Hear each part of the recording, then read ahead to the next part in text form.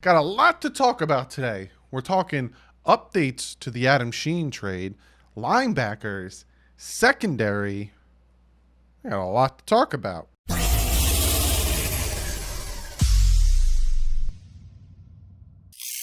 What is up, Fin fans? Yes, if you could tell by what I just said, got a little bit of updates.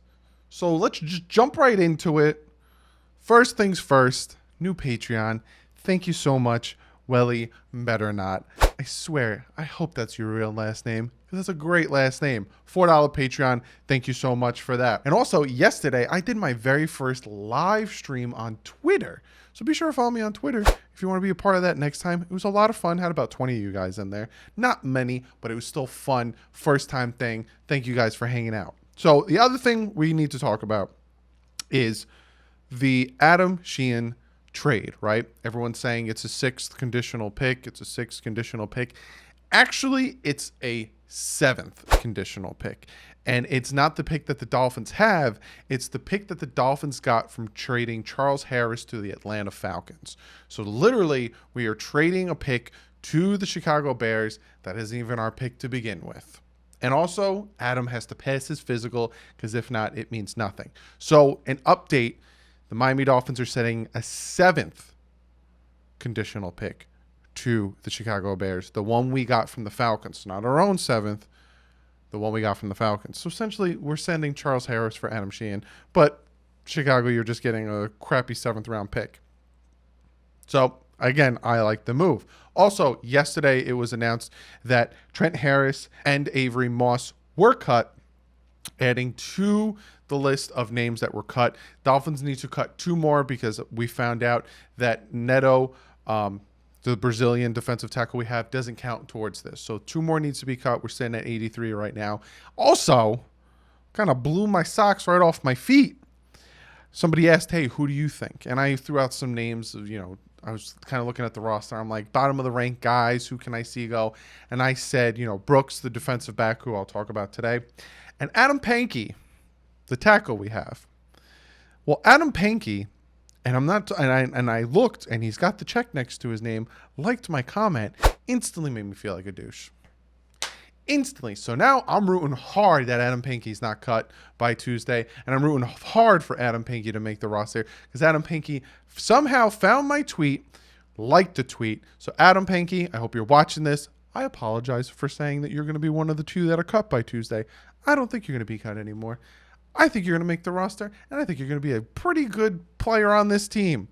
Thanks for liking my tweet, and sorry for being such a douche. Tomorrow is the start of camp, and with that, it's going to be a hot minute before they actually start doing training camp, right? They have to get tested. Then they're going to have virtual meetings. Then they're going to get tested again. Then they're going to have some more virtual meetings. It isn't until day 16 of camp, which I think is like August 14th, give or take, is when practice starts. There's also going to be a lot of conditioning beforehand. Padded practice isn't day 17, 18, which is like the 16th, 17th of August, is when padded practice is going to happen. So until about the middle of August, we're not going to hear much. So it's a lot of hush-hush stuff. But that's the news. That's the updates I got for you. Let's jump into linebackers, and then we're going to talk about the secondary. So looking at the linebackers right now, we got Kyle Van Noy, brought in from the New England Patriots, one of the big offseason signings, a very solid, very good linebacker. We got Jerome Baker, our speedy linebacker, somebody I honestly could see being a quarterback spy, a good blitzer. He's very good in coverage. I like Jerome Baker. I think, in all honesty, you want my God's honest opinion, Jerome Baker, Kyle Van Noy are going to be your base linebackers. So if we're in a nickel or, maybe a dime, two linebacker set, then Kyle Van Noy and Jerome Baker are going to be your guys. Then we got Raequan Mcmillan. This is his last year. So the Dolphins, have to decide if they want to resign him or not. Very good. I think he was one of the top-ranked run-stopping linebackers. Very good run-stopping linebacker. Has a hard time with the coverage. Has a hard time dropping back, covering tight ends, covering running backs.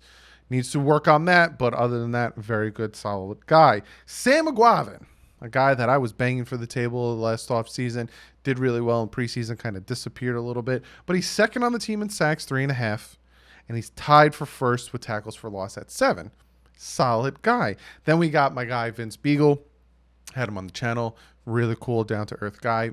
Gave me about 20 minutes of his time after a Zoom meeting with the team to come on, talk to us. You could see that as my trailer video because I was very proud of that. He leads the team in quarterback hits with 13, so he gets there, makes this, he's super disruptive, and he's tied with Sam Aguavan for tackles for loss with 7. Then we got Andrew Van Ginkel, draft pick from 2019.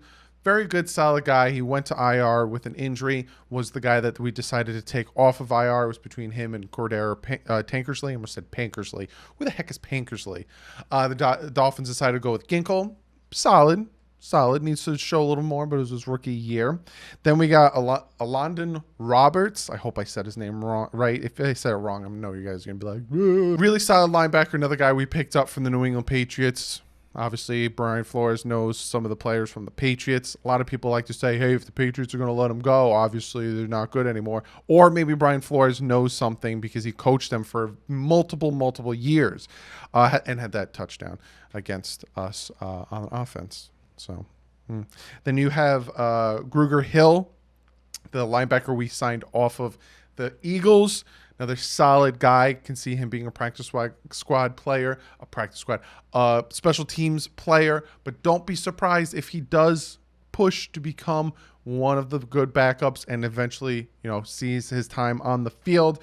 Then Trent Harris got cut yesterday. Calvin Munson, Kylan Johnson, undrafted free agent from Pitt, and James Crawford. So when I'm looking at this linebacker core and I'm looking at guys who I think are going to have to deal with the battle and have to fight their hardest to try to make the roster, I'm looking at, James Crawford, Kylan Johnson, Calvin Munson.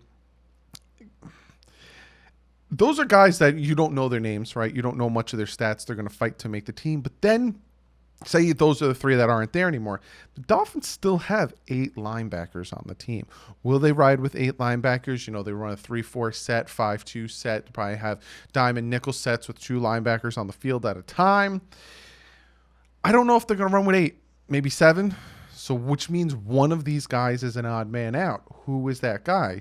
Sam Aguavan? Vince Beagle?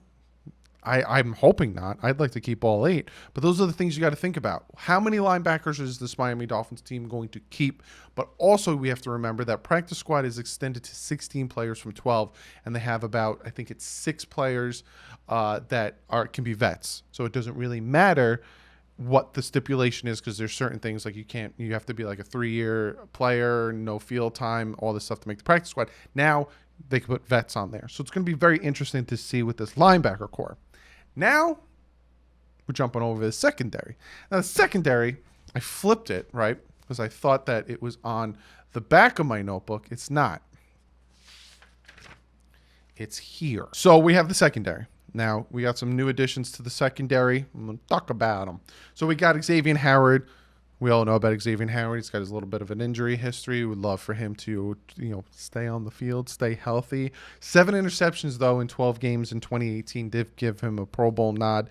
I love Xavier Howard. Just my guy. Get healthy. We all saw the workout videos. You're looking great. Stay healthy. Keep your knees up to par, please, because when you're on the field, my God, you're one of the most dangerous cornerbacks in the league. Byron Jones, speaking of one of the most dangerous cornerbacks in the league, we give him a big old fat juicy contract. Byron Jones, hey Doug, but he doesn't have that many interceptions. Yeah, but he shuts people down. 2019 against Michael Thomas, big baby Thomas, caught 3 for 4 passes, 29 yards. That's it. You got Stephon Diggs, a guy now that Byron Jones or Xavier Howard's going to have to face twice a year. And he only caught 2 of 3 of his passes for 21 yards. And then you got John Brown, another guy that, both of them are going to have to face twice a year. Only caught 3 or 4 of his passes for 27 yards. Byron Jones likes to shut people down, right? Nick Needham, a guy undrafted, brought him in, got launched into the starting position because of injuries. Actually produced very well. Did his thing like a chicken wing. Was he dynamic? Was he splashy? No, but he was solid. Solid as he could be on a doo-doo defense. Then you got our 30th pick in this year's draft, Noah Igbenogany. When with Dolphins traded back with the Green Bay Packers, I was like, oh, all right, maybe we'll take a running back. Maybe we'll take one of the top guards. Maybe we'll take a safety. Maybe we'll take one of those safeties that are sitting there. And they took Noah Igbenogany. And I'm not going to lie to you. This was my instant reaction. You probably can go back and watch my instant reaction from my draft video. What? Who? How do you say his name? What's going on? But when you sit back, you actually watch his tape at Auburn and you watch his play and you see the physicality and the body type he has. He fits perfectly into Brian Flores' scheme. He might even be playing safety for us. You never know. Brian Flores loves doing those things. Like the kid. Give him a chance, people. Give him a chance. Then we have Jamal Perry, another journeyman. Ken Webster, a guy who actually did pretty well, again, when he's thrust into the starting position. Ryan Lewis, Nate Brooks, Tay Hayes, and Cordrea Tankersley, who, again, it was between him and Van Ginkel, who was going to come back from IR. He was on IR from tearing his ACL. Tearing your ACL is hard to come back from, but I think he's had enough time. He's had enough practice. He's had enough rehabilitation to get back into the groove, and I'm hoping he shows that he should be on this team. Now, again, with this team, it's kind of the secondary and especially the corners. It's the same situation like the linebackers, right? Dolphins are going to be running a defense that's a very fluid defense. Corners might be playing safety. Safeties might be playing corners. Also, I can see a 3-base corner set, right? There's a lot of corners on this team right now. Xavier Howard, Byron Jones, those are your starting boundary corners. Nick Needham, Noah, and Cordrea Tankersley, I think those three are going to be competing for slot corner. Hopefully Tankersley stays healthy and shows he's healthy. I think those three are your slot corner competition. Then you got Jamal Perry, Ken Webster, Ryan Lewis, Nate Brooks, and Tay Hayes. That's your competition to make the roster. So honestly, if a gun to my head, I'm thinking Xavier Howard, Byron Jones, Nick Needham, Noah Igbenogany. So that's what? 4. They're probably going to bring 6 corners with them, 5-6 corners. So, again, Jamal Perry, Ken Webster, Cordrea Tankersley, Ryan Lewis, Nate Brooks, Tay Hayes. They have to compete. I think Cordrea Tankersley is going to be the one who makes it. But that's where the fight is. That's where the battle is going to be with those guys. And then we got safeties. We got Clayton Federlin, the guy we brought over from Cincinnati, very good special teamers, might have a Walt Aikens replacement in him. Eric Rowe, contract extension. They took him from corner, put him at safety. Super time at safety, to the point where they gave him contract extension. Love every minute of him at safety. Bobby McCain, probably the only thing that Brian Flores and the only move he's made with this roster that I questioned and I still don't like is taking Bobby McCain and moving him from slot corner all the way up to safety. Then you got Brandon Jones, our 3rd-round pick, dealing with some injuries. That's why he wasn't invited to the combine. That's why he ended up being a 3rd-round pick. And then we have Stephen Parker. He actually had 2 interceptions for the Dolphins, one against the Colts and one against the Jets. I could see the Dolphins bringing 4 safeties over, see what they do with Stephen Parker. If they move him to corner, then it's a deeper competition there. But looking at the secondary as a whole, it's another situation where the battle is going to be deep, and it's going to be, you got to play your butt off. And if you don't make it on the roster, play your butt off on special teams. That's what a lot of these undrafted guys, that's what a lot of these people are going to need to realize. Hey, if I'm having a hard time making the roster because they have a ton of talent, I'm going to have to play my butt off in special teams. But looking at the linebackers, looking at the secondary, it's deep. The defense as a whole is very deep in talent. And I'm very excited for this because a lot of times in the past, what we would do was go out, throw fat contracts at one player, and then if, God forbid, he got injured, there was no one behind him because we gave all this money to one player. Now the Dolphins are being very smart. Yes, we give a fat contract to Byron Jones. Man deserves it, though. But we also have some depth behind him. So looking at this defense, I think this is going to be the strength of the team right now. I really like the depth at defensive line, linebacker, secondary. Really liked it. Offensive line scares me. You guys all know this. So I honestly think that the strength of this team is going to be the defense at first, but we'll see how it goes. Normally, especially with limited time in the offseason, limited time in training camp, all that stuff, it's going to be hard for the offense to get gelling, even the defense to make tackles and stuff. So expect a lot of high scoring in the first probably 4 games. But I honestly think that the defense is going to be the bread and butter of this team. But be sure to comment below. Let me know what you think of the linebackers, the secondary. Who are your battles? Who you think is going to get cut? Who are your starters? Comment below. Also, let me know now that you know that we're getting Adam Sheehan for a conditional 7th. Not a 6th. It's a 7th. Literally. I like, it blows my mind yesterday the amount of comments I got from some Dolphin fans that were upset about the trade. It's a 7th. It's nothing. You don't use a 7th for starters. And Chicago Bear fans were like, thanks for taking our garbage. Do you understand that, okay, thanks for taking your garbage. Cool, we took your garbage. You used the 2nd round pick on them. You're laughing at the Dolphins for using a 7th on someone you used the 2nd on. I wouldn't be laughing that much because you're looking real dumb. So comment below, let me know what you think of that, what you think about the cuts, all that great stuff. And I'm going to get to one of your comments of the day. This comment comes from Sean, and Sean says, what 5 players are up for a make or break year? So I'm assuming what you mean is these 5 players need to come out, do their thing, or they're gone. Make or break. That's essentially what I'm taking for this. And for me, my 5 make or breaks are Krueger Tankersley. I think if he doesn't come out, show he's healthy, show he got, he can come back to form that before his ACL tear, I think he's going to get cut. Kalen Ballage, maybe 2019 was just a bad year for him. Maybe it was just a struggle for him. But I honestly think if he doesn't do his thing, I think he'll get cut. Jesse Davis. Now, he has a contract, so he really won't get cut.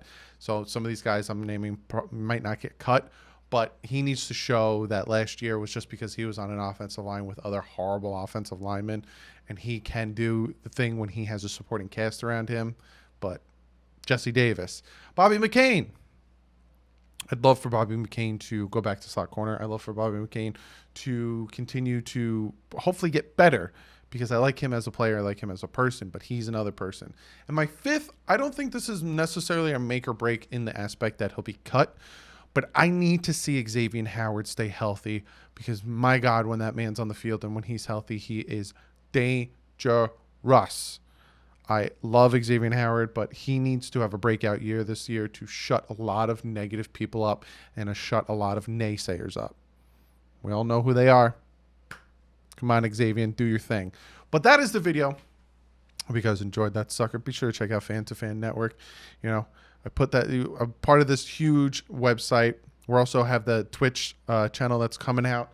We're trying to do things over there. CBS and NBC all do their pregame stuff. Well, we're on the Twitch. That's what we're going to be doing. Because a lot of times, these mainstream guys, these mainstream teams, the higher echelon, they get talked about. Little teams like us, well, not us, but little teams, the teams that aren't doing too great or the teams that are in the middle of the pack, they don't get talked about. Well, that's what the Twitch is for, us on Fan to Fan Network, because it's all different NFL YouTubers. We're going to be talking about that, so be sure to check that out. Also, be sure to check out DolphinsTalk.com, a very good site. All the Dolphin content you want is over there, just like me. But, yes, it's going to be a little dead for a little bit because, like I said in the beginning of the video, training camp, it's spread out and a lot of things aren't going to happen. We're also going to get a lot of news out of training camp. Hopefully we get some stuff, but it's not going to be a lot. So I got a ton of videos planned for you guys. So if you haven't done yet, be sure to subscribe. Be sure to hit that thumbs up button. I will see you guys Wednesday with the next video, unless news breaks or, other things happen, then obviously you're going to get breaking news like I've been doing. But other than that, like I said, I'll see you Wednesday in the next video. But like usual, stay classy. Fins up.